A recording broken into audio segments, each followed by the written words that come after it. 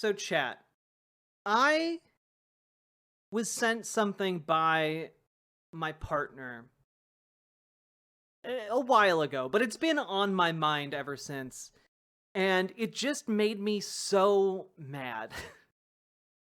And not at like any particular thing, just in general mad.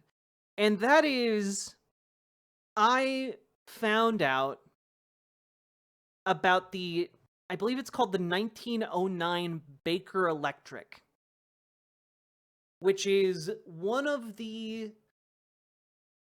earliest electric vehicles that exists. And, well, I'm going to show it to you. And I think you might understand where I'm coming from on this. Also, Jay Leno is in this clip. Welcome back to My Classic Car. This is the solution. This was a revolutionary car in its day. This is a 1909 Baker Electric. Where's the front end? Yeah, just in case you guys don't know, Jay Leno collects cars. And he just has an ungodly number of cars, which honestly kind of should belong in a museum. But like, you know what? Controversial take. I think if you have a museum of cars that you personally own, maybe we need higher taxes on the rich. I'm throwing that out there. I'm throwing out the idea that maybe we should tax these motherfuckers more. You know, it's not, I don't have a complicated tax plan. I just see that he has a private museum of cars. And I think, boy, taxation sure would solve this problem and allow us to, I don't know, make sure no kid goes hungry in America. Anyway. That's the great thing about it. It's a bit like driving a phone booth. I have to say, it's the only car I have that's 100% maintenance free. I mean, I painted it and restored it, but the windings are such high quality. It just doesn't break down. You know, at the turn of the century, they really wanted to show people how, because people were scared of electricity. Yeah. I mean, it was a frightening thing at the time, you know. It's a bit like hydrogen is now. People are like, hey, wait a minute. Hit that Hindenburg thing. Yeah, can't you get electrocuted? Right. You know, so the idea, I mean, it's such a beautifully put together motor. And although it looks like a carriage, it is a carriage, but it has some high-tech ideas for the time. You have leather fenders. See, leather was the carbon fiber of the day. Very light. I just, like, one, this car is beautiful. But two, like, keep in mind, this is an electric car built in 1909. Lightest, yeah, okay. Very lightweight. This front window, I mean... Well, these open and close. And you have to understand, this is even before the advent of the wind-up window. So what you had to do was you'd undo these here. These are, if you notice, they're like railroad windows. You pull it up like this. Oh, wow. You see, and then you pull it over, and then you kind of put it back down again there. That's cool. But see, these were... That's quite an ornate interior. Well, here's the trouble with electric cars. The idea was they really appealed to women because at the time, you know, the self-starter hadn't been invented yet. So steam was a hassle. Steam was a hassle, and steam was dirty and messy and scary. Now, chat, I want to take bets. Where do you think that this is going to go? Where do you think this is going to go, guys?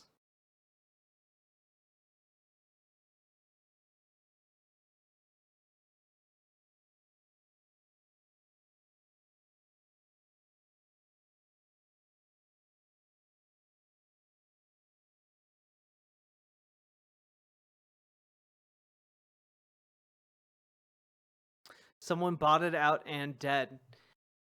Comrade girl, you got it. It's sexism time, baby. you know, regular automobiles, you had to hand crank and bang and set the choke and work the clutch. These were popular as women's shopping cars.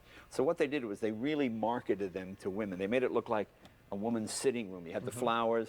You see, see the clock, and there's a makeup. Oh, how nice. You open up, and there's face powder and, you know, makeup and all. But then the problem was, well, no man wanted to buy a woman's car. I mean, that was the problem with Really? it. So consequently, electrics were relegated as women's shopping cars. But this thing went 100 miles on a charge.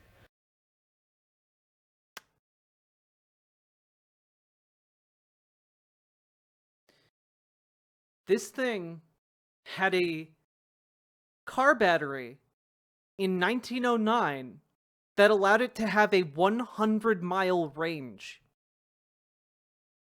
And people didn't buy it because they thought, nah, that's girly shit.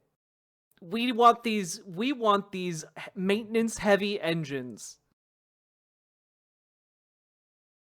Hand crank recharge in a pinch too. Yeah.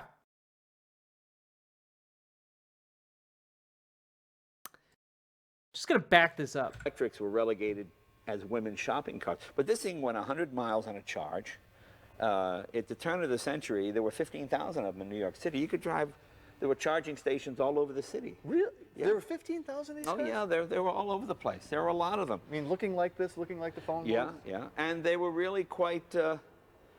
They had charging station infrastructure all across New York City.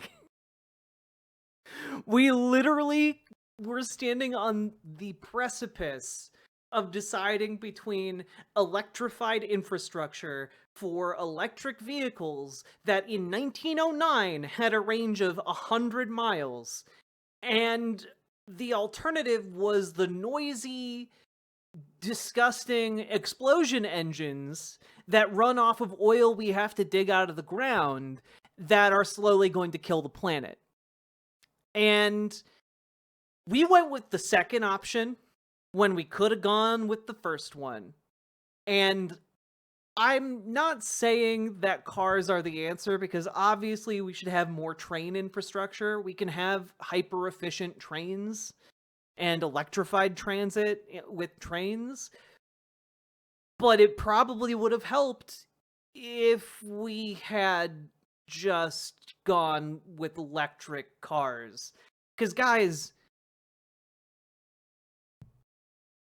we also could have been putting all of our science points into the battery tech tree for the last 120 years.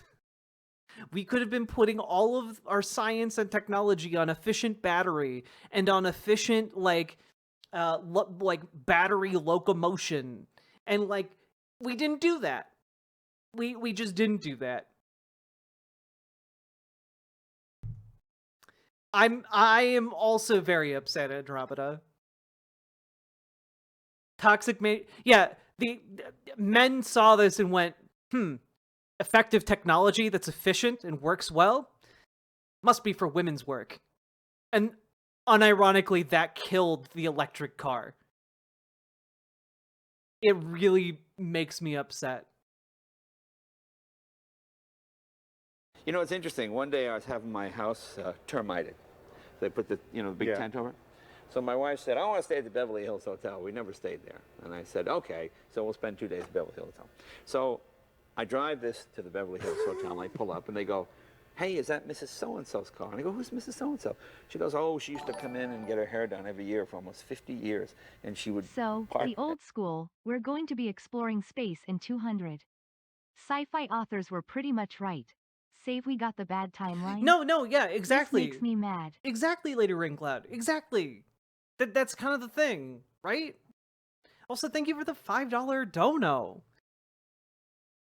Also, if we get 18 more donos, okay? If we get 18 more donos, or their subscription equivalent, I'll play the Star Trek thing. We need 17 now. Thank you so much, Rowanal. That can't be how your username is pronounced. Rowan Al? Rowan Al 69. Thank you for subscribing with Prime.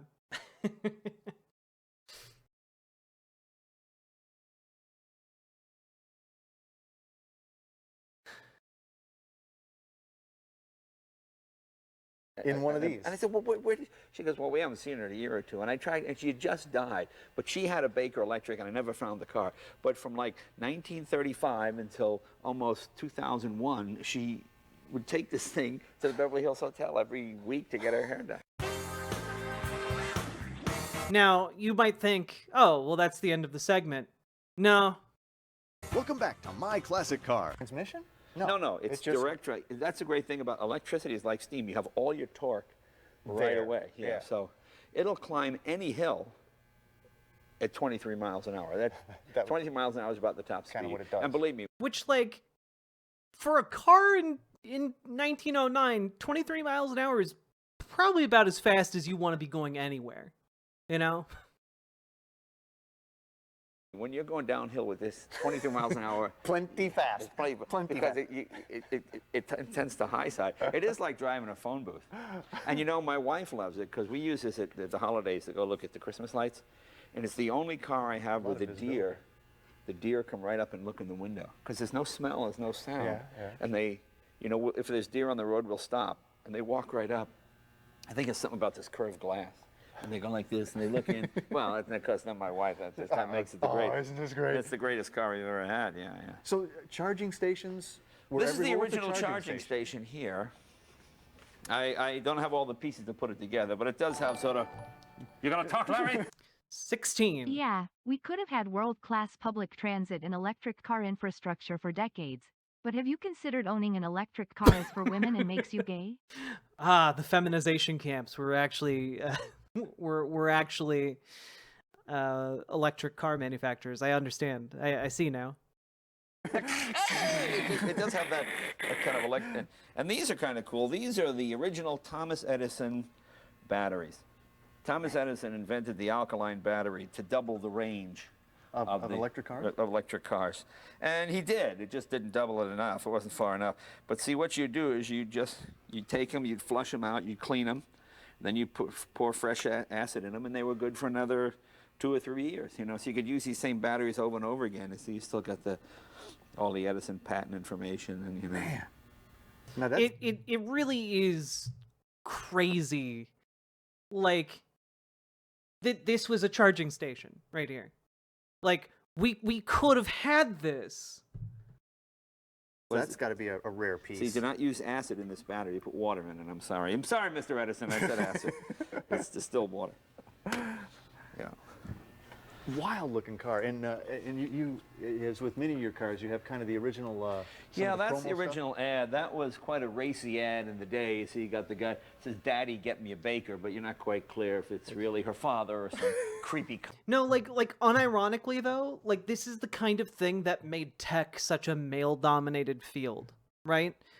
Like advertising campaigns similar to this, right?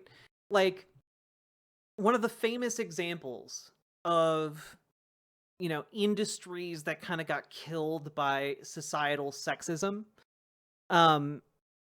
is that originally women were the ones who did coding. Women made software. Women worked as computers before we invented machine computers. And that remained true for a very long time. Men were working on the hardware because that was considered masculine, and women made the software. And as time went on, in like the late 70s, maybe even mid 70s, men started entering software more and more, and they formed male social clubs. And over time, those social clubs muscled out women out of the industry. And then you had mass advertising campaigns that marketed, software, video games, computers to men specifically, because by that point, you know, there were so many men that it was just a given that, oh, men are more minded for computer work. Despite the fact that women had taken that and ran with it like the entire time since before computers were machines. And so, yeah, exactly. Prior to like machine computing, computers were a profession. You worked as a computer. And that's how a lot of scientists, like, they would have rooms full of people doing the math. And those people were usually women. But in a very similar way, Baker Electric marketed this to women because of like this societal expectation that women don't want those explodey cars. They want these safe, quiet, effective, good cars. Like, this is unironically, and then men saw these advertisements and were like, oh, that those types of cars are for ladies. Gotcha. And that is largely where like this idea that still persists to this day that like electric cars are effeminate. It was a recurring joke throughout like the early 2000s that hybrid electric vehicles were gay. And it's largely rooted in stuff like this. Congressman, look at it. He does have that creepy And look at congressman her little thing. innocent face in the window up there. She's kind of... Let me out. Yeah, it just has that sort of... I'll get you a Baker. So like, where do you store the batteries for this baby? Well, you saw the Edison batteries. I just showed you those. And I that's can what use it'll go those in. if I want, but I've just got modern batteries. They fit right in there. 6 of them. Here. 6 in the front, 6 in the back. Yeah, yeah. And those Edison crates would have taken the place of these. Right, same thing, same thing. These are deep cycle. These are like you'd use in a golf cart or something. And they're like 6 that. volt. They're 6 volt batteries. Yeah, yeah. You get more power with 6 volts. More amperage. I guess so. I'm not a big electric guy. I think yeah, sure, more amperage. That sounds good. Yeah. What do you Hey, say? Jazz Dog. Yeah. Deep cycle 6 batteries, 6 volts, seem to have more power. So that's why we use them. People look at it and they have no idea how you drive it because you see there doesn't appear to be any sort No, of... there doesn't appear to be a steering wheel. So how does one Well, drive hop this? in. I'll show you. Hop in. Okay. It so I didn't just- even have a hop steering in. wheel. Hop in. Slide over. Okay. This is your tiller right here. This is what you steer with.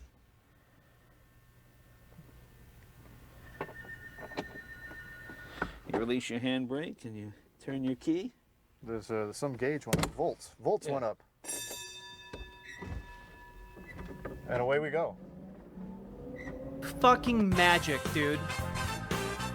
This car is 110 years old and some change. Welcome back to My Classic Car. The bills. I think the bills. Yeah, the bells make that's it. worth the price of admission. It's Well, it so has that quiet. Department store, menswear, lingerie, kind of thing to it, you know.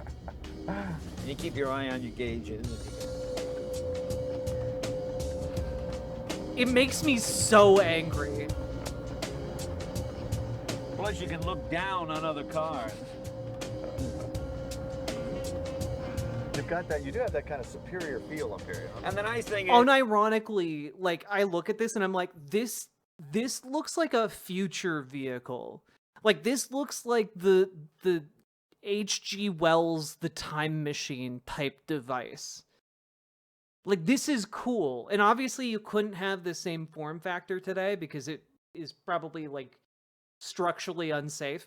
But, like, goddamn, we could have had something real special here. That guy's hair/mustache combo is so fitting for this car. Right. Veronica B, thank you for the $5 super chat. And we only need 15 more subs and donos for Star Trek content. And I only have an hour and a half left, so I hope you guys make it in time. is you can look down on Prius owners with their gas-polluting 3-cylinder, whatever that is, motor. This is Amberbrains. and everything. Even the lights are electric on this. Yeah, electric lights. Electric lights were a big deal in 1909. Most cars still had gas lamps, so this was all electric. Like one of my Most cars still had gas lamps. This thing was like from the goddamn future. And people were like, nah, the future's for ladies. It had electric lights in a time when most cars had gas lamps. This was the era when when essentially the gas industry was lobbying to convince people that electric lighting was deeply unsafe because it could cause fires. And keep in mind, they were defending an industry that revolved around open goddamn flames. wife and I go out to eat, I park and I just leave the lights on, you know. But you know, you can see you really don't want to go much faster. No, this is probably good enough. And it is really as tall as it is long. It is. It is tall. And the suspension is not really there. Not really there. See, since we're going downhill, we're using less than that, and there's no regenerative braking or any of that kind of stuff. As usual, Jay let me take the wheel. I mean, tiller, rudder thingy, whatever. This is a little unnerving, Jay. It's just Well, you see, suddenly 23 miles an hour is pretty damn scary. I will never complain again. This is cool, Jay.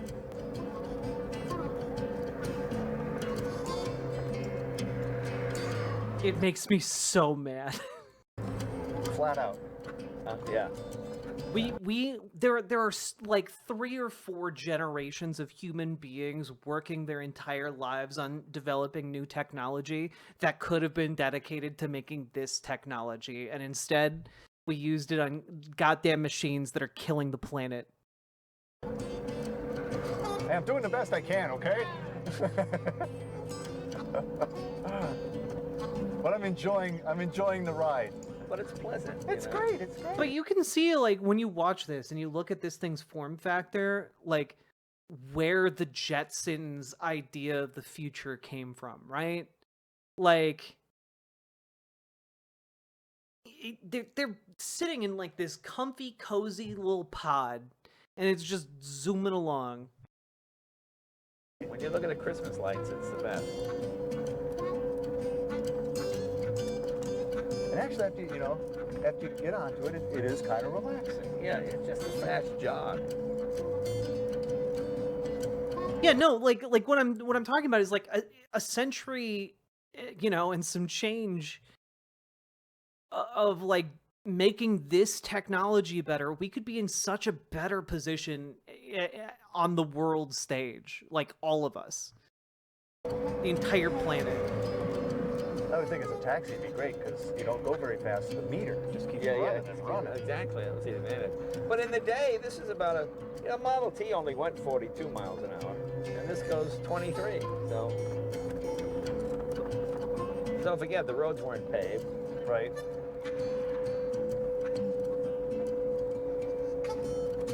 That's even tough to make a hand signal. You kind of reach out around. It's not quite perfected yet. It's still working out some of the bugs. Because it is top heavy. Oh yeah. We're here. We made it. Next week, we'll travel to... Oh my god. Anyway, I needed to share my pain with you guys because that made me so upset at how this idea, this toxic idea of masculinity, when people talk about toxic masculinity, it's not just that, like, in an abstract way it hurts like individual men, which it does, but it is also that tangibly it affects society on a mass level. Like, the idea that we shouldn't adopt, like, this new amazing technology that allows for silent, efficient cars that don't spew toxins into the atmosphere, and, like, you can charge for free, essentially. Like, the idea that we didn't get that because men looked at that and were like, that's not masculine enough. That's not masculine. There's nothing masculine about cars. Inherently, like, we are the ones that project masculinity onto, like, vehicles or femininity onto vehicles. You know, we do that. And if we made better choices, we might not have robbed ourselves of an incredible technological advancement. And it's deeply frustrating. Anyway, all of this to say is electric vehicles are really, really cool. And I do want more train infrastructure, because train infrastructure is like the most efficient form of moving stuff around that we have. We can even make maglev trains that levitate. Like, they're so cool. But we could have had this. We had something special and we threw it away in favor of machines that are killing us. And that are going to kill our children. And that's sad. But I'm glad to know that the Baker Electric existed, and hey, maybe we'll make better choices next time.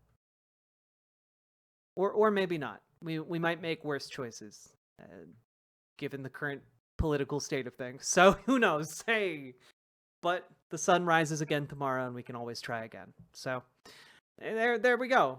We did it. We did the segment.